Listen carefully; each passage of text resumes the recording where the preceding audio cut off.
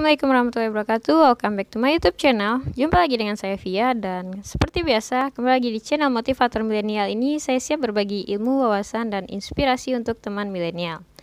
Oke, bagi teman-teman yang belum subscribe, silahkan berlangganan video ini. And then konten kita kali ini ada pertanyaan dari teman kita ya. Kenapa sih anak nakal cenderung lebih banyak yang sukses?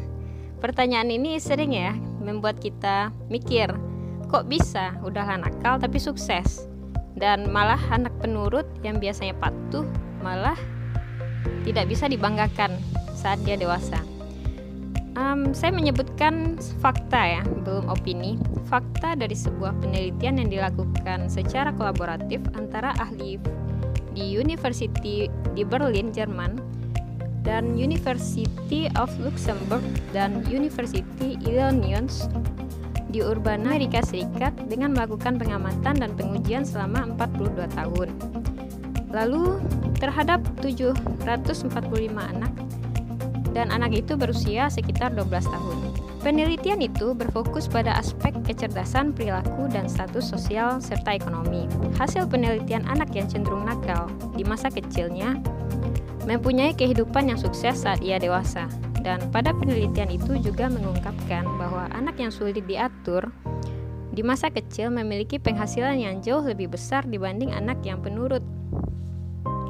Lalu dari sini dapat disimpulkan bahwa ternyata benar, anak yang bersikap di luar dari kebiasaannya dan seringkali stigma dari lingkungan sosial menganggap dia nakal cenderung lebih sukses. Dan kita akan kaji apa saja penyebab hal itu bisa terjadi dan kenapa kesuksesan itu berpengaruh terhadap perilaku seseorang. Nah, untuk lebih jelasnya, saya ingin sampaikan kepada teman milenial untuk menambah wawasan ya, agar kita sadar nih, bukan anjuran untuk kita menjadi nakal, tapi di sini yang saya jelaskan adalah bahwasanya nakal atau tidak seseorang itu sebenarnya tergantung bagaimana ia merespon atau menyikapi dirinya dan dapat menjadi pembelajarannya di masa depan. Tapi banyak hal menarik yang ingin saya jelaskan kenapa kita perlu belajar dari anak-anak nakal. Ya tentu saja, anak nakal itu cenderung lebih gesit mencari peluang saat dia dewasa, dan dia lebih suka mencari pekerjaan yang penuh tantangan, yang berpotensi menghasilkan jauh lebih besar. Di mana di kampus, teori yang saya pahami adalah high risk, high return, dan low risk, low return. Yang artinya apabila kita ingin berpenghasilan lebih besar, kita harus siap dengan resiko yang lebih tinggi. Dan kebanyakan anak-anak yang penurut justru malah menghindari resiko.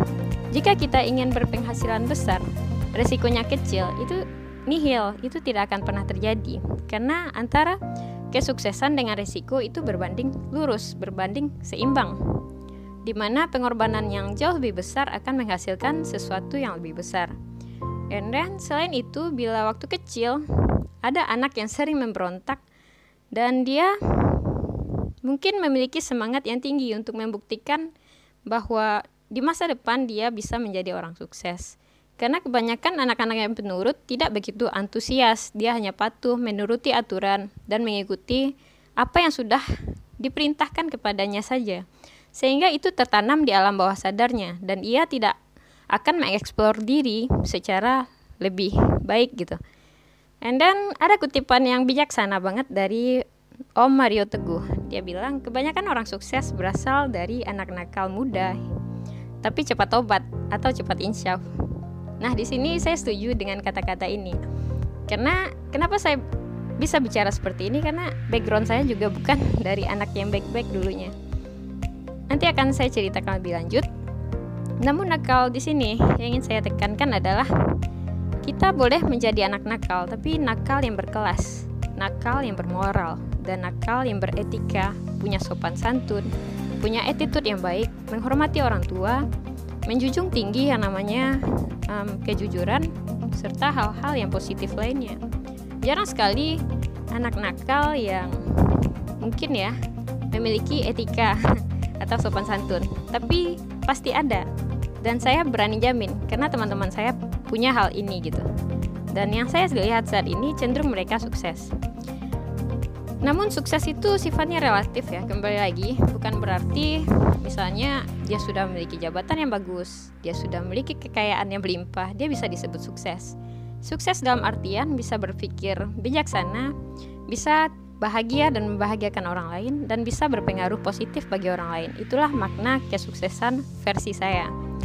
And then saya ingin beropini kepada teman-teman bahwa kita sebenarnya memang dibentuk dan dipengaruhi oleh latar belakang ya, keluarga, dan itu membuat kita banyak belajar, banyak mencontoh, banyak pengalaman. Namun kembali lagi, kenapa sih kita masih kepikiran gitu, kok bisa anak nakal tapi sukses? Dan saya ingin membagi beberapa hal ini. Yang pertama ya, anak nakal itu cenderung memiliki teman pergaulan yang luas di mana-mana, dan dia bisa membangun koneksi dan relasi yang baik. Nah, ini diperlukan banget. Jika kita ingin sukses, kita akan membentuk tim. Kita nggak bisa bekerja sendirian. Dan anak yang nakal itu cenderung pantang menyerah. Dia akan mengambil resiko apa saja untuk mewujudkan apa yang udah dia impikan. Dan selanjutnya tentunya dia berani mengambil resiko. Walaupun dia tahu resiko itu berat, tantangan, dan penuh dengan pengorbanan. Tapi dia siap untuk itu. Dan tentunya dia sangat ambisius tapi pembangkang. Kebanyakan anak-anak nakal memang cenderung pembangkang ya, karena mungkin dia memiliki pikirannya sendiri, dia memiliki kehidupannya sendiri, dan dia memiliki prinsip yang tidak bisa dilanggar. Dia sangat ambisius, dan itu yang membuat dia pembangkang. Dia tidak bisa menuruti hal-hal yang dia tidak tahu alasannya. Katakanlah orang tua selalu mengajarkan jangan, dan justru malah dilakukan. Karena apa? Karena dia tidak tahu alasan di balik itu. Justru dia ingin mengeksplor diri, dia cari pengalaman, dan dia melakukan hal yang kita larang. Karena di sana dia dapat experience-nya. Selanjutnya berpikir kritis dan tidak suka dikekang ya. Karena banyak banget orang yang tidak suka dengan tekanan, kekangan, sehingga membuat dia tidak bergerak sama sekali. Justru anak-anak kreatif, anak-anak yang jenius di atas rata-rata, mereka tidak bisa dikekang, tidak bisa menuruti aturan, karena dia punya aturan dia sendiri. Dan dia akan belajar jika telah mendapat suatu pengalaman dari apa yang dia lakukan.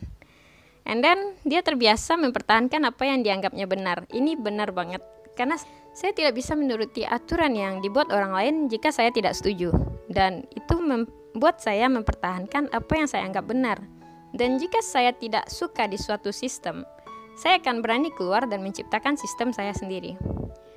And then pembangkang, tapi kreatif ya. Seringkali kita melihat anak-anak yang mungkin terkesan aneh, gondrong misalnya, tapi jiwa seninya tinggi. Karena emang iya, dia mengeksplor seluruh potensinya, kemampuannya, sehingga dia sangat-sangat kreatif.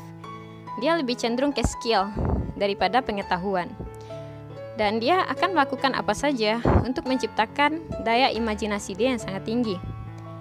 Selanjutnya, semangat sukses sangat tinggi. Ini yang seringkali tidak dimiliki anak-anak yang penurut tadi ya.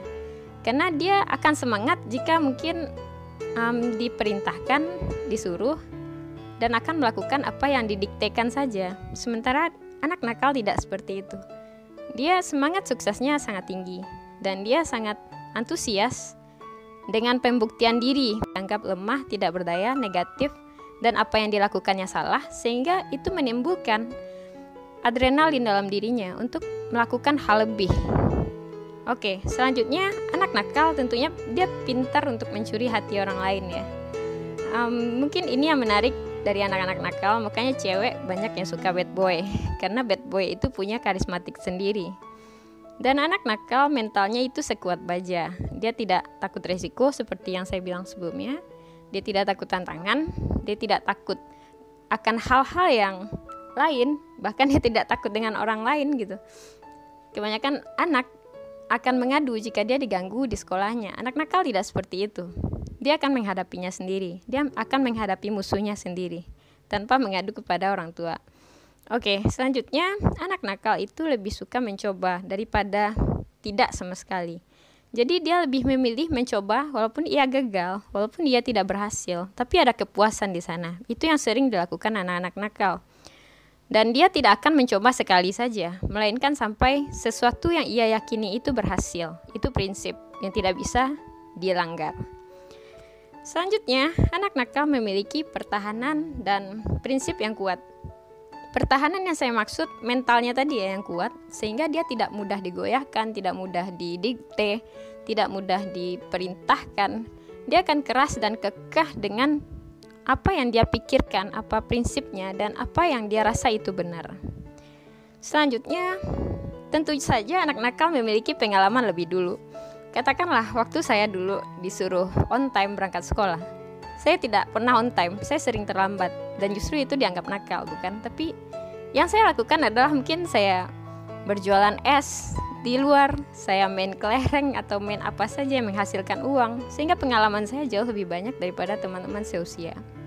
Dan tentu saja jika kita memiliki experience yang lebih banyak, mungkin berisiko nilai kita jauh lebih rendah, mungkin kita tidak begitu terlihat pintar di kelas, karena kita lebih menyukai hal-hal yang berbaur wawasan dan pengalaman. Dan kita menyukai hal-hal yang sifatnya itu lebih luas gitu, nggak kaku seperti di ruangan kelas yang hanya kita diam, duduk, dan mendengarkan guru saja. Selanjutnya, anak nakal itu tahu harus melakukan apa. Karena itu dia tidak suka didikte. Dia tahu apa yang dia pikirkan dan apa yang akan dia lakukan. Jadi banyak sekali hal-hal yang positif sebenarnya yang tidak dilihat orang kebanyakan. Karena orang kebanyakan apa? Mereka hanya menilai sesuatu itu dari penampilan luarnya saja. Sehingga mereka banyak melabel anak-anak yang nakal tadi. Padahal sebenarnya anak nakal itu banyak sisi positifnya loh. Tapi karena mereka berbuat di luar batas kebiasaan orang kebanyakan, itulah yang membuat dia dilabel nakal. Misalnya seperti ini, mungkin ada teman-teman kalian yang punya rambutnya gondrong mungkin di kelas, terus suka nggak rapi gitu pakaiannya. Kalau kita pikir apa sih alasan kita bilang dia nakal, kan kita nggak tahu dia siapa. Hanya dari penampilan kita bisa melabel dia nakal. Mungkin dia bersifat seperti itu, bersikap seperti itu yang buat dia nyaman gitu. Dan dia tidak suka dikekang seperti yang saya sebut tadi.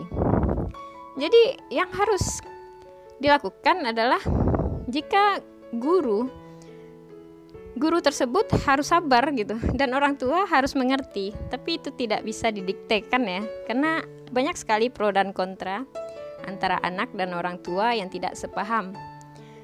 Lalu yang ingin saya sampaikan lagi, kita harus melihat sisi positif dari seseorang, jangan hanya menghujat dan menilai dia di luarnya saja.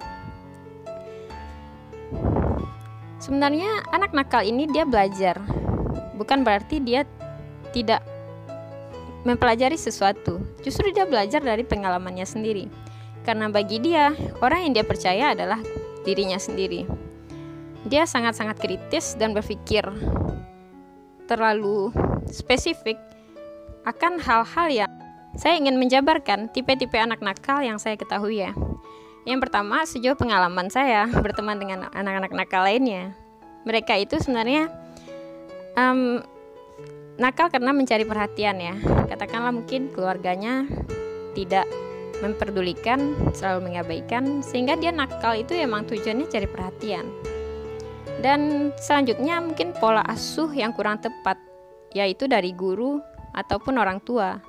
Yang gurunya mungkin memberi tekanan, ngasih PR banyak gitu, nggak dikerjain. Terus orang tuanya mungkin pernah KDRT atau protektif, suka kekerasan, mengkritik, membandingkan. Anak-anak tidak suka dibandingkan, apalagi dengan saudaranya sendiri.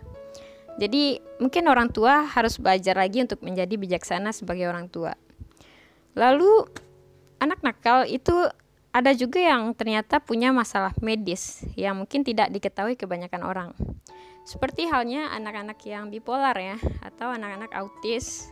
Mereka benar-benar memiliki gangguan yang tidak bisa ia jelaskan, karena sejatinya anak itu butuh dimengerti. Tapi kebanyakan orang tua hanya mengklaim saja, tidak bisa mengerti dan memahami bagaimana kondisi anaknya sebenarnya.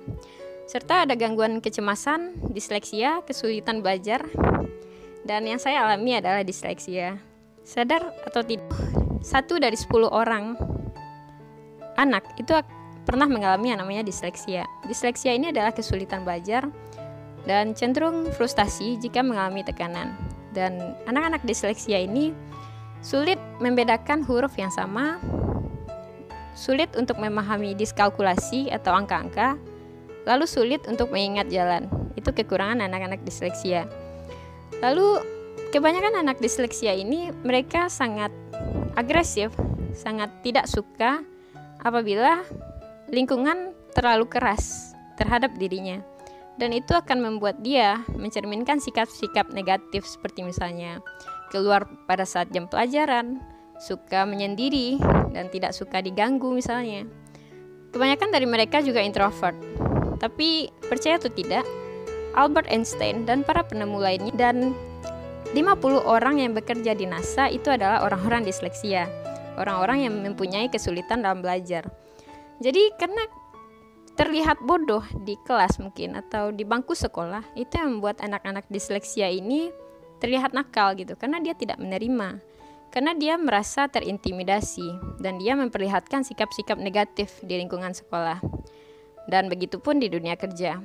Dan pada akhirnya anak-anak disleksia ini banyak yang mungkin drop out dari sekolah, lalu mereka mungkin berwirausaha menjadi pengusaha, dan kebanyakan anak-anak disleksia ini tumbuh mencari potensi dirinya sendiri, dan itu yang membuat dia lebih berdaya daripada dia di lingkungan sosial justru dianggap aneh dan memiliki kekurangan tertentu.